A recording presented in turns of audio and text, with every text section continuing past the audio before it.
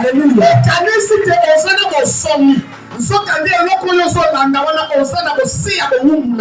Est-ce qu'on se comprend? Celui-là qui dit ceci, que moi si je passe la journée sans prendre une bouteille, je t'annonce, c'est pas parce que tu es libre. En réalité, c'est parce que tu es esclave. C'est ça des bouteilles là que tu prends pour les gens. C'est lui qui dit que chaque samedi, si je ne fais pas là-bas là où les gens sont en train de danser, je ne suis pas à l'aise. Il faut que j'aille danser là-bas pour enlever un peu le stress. Je t'annonce, c'est pas le stress qui te fait. C'est pas le stress qui te fait. En réalité, tu es esclave. On fait des choses là. Alléluia. Amen. Est-ce que tu es avec moi? Est-ce que tu es avec moi ce matin? Est-ce que tu es avec moi? Il y a des hommes, il y a des chrétiens qui viennent même à l'église, mais qui continuent encore avec l'idolâtrie. Fais pour toi ces choses, mais je t'annonce, quel est le résultat que tu vas tirer dedans? Il y a des hommes qui pensent que l'idolâtrie, c'est seulement adorer la statue. Non, non, tu vas voir une soeur, elle est enceinte, elle a quelque chose qu'elle a mis ici sur ses reins. Ça devient une idole pour toi. Tu es idolâtre. Je pense que tu es idolâtre. Oh Dieu n'est pas d'accord avec les idolâtres. Tu n'es pas d'accord? Dieu n'accepte pour ça ces choses. Tu penses que être idolâtre, c'est être libre.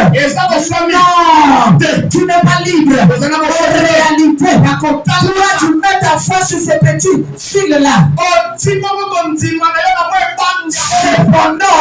si tu deviens esclave de cette chose, sans le savoir,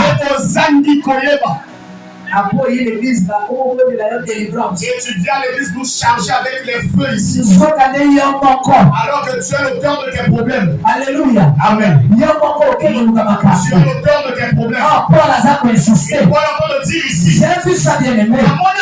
Il a parlé dans 1 Corinthiens 6. Et il a insisté encore. Dans 1 Corinthiens 10.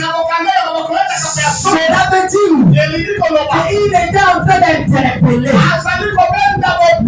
l'église de Corinthe, afin que l'église de Corinthe ne puisse pas faire les choses selon la liberté. En pensant que la liberté, c'est maintenant le droit de faire toutes choses. Non, Paul est en train d'insister pour tirer la conscience de l'église afin que l'église puisse comprendre ce qui est bon et ce qui n'est pas bon, ce qui est utile et ce qui n'est pas utile, et de se focaliser sur ce qui est utile à nous. Alléluia. Amen. Je me suis posé la question, je me suis dit, quand tu fais quelque chose, regarde trois choses. Ce que je suis en train de faire là, est-ce que c'est utile pour moi-même? Est-ce que c'est utile pour arranger ma relation avec Dieu? Est-ce que c'est aussi utile pour mon environnement, les autres tout autour de moi? Écoute, ça encore, va répéter. Quand tu fais quelque chose, essaie de te poser la question. Ce que je fais là, est-ce que c'est utile premièrement pour moi? Est-ce que c'est utile pour arranger ma relation avec Dieu? est utile pour mon environnement. Si dans ces trois choses-là, tu ne trouves pas profit, abandonne. Tu fais quelque chose qui n'est pas d'abord utile pour toi. Pourquoi tu insistes? Pourquoi tu insistes? Tu fais quelque chose qui n'arrange pas la relation avec Dieu. Pourquoi tu insistes sur ça? Tu fais quelque chose dont le bénéfice n'est pas pour ceux qui sont tout autour de toi aussi. Pourquoi tu insistes?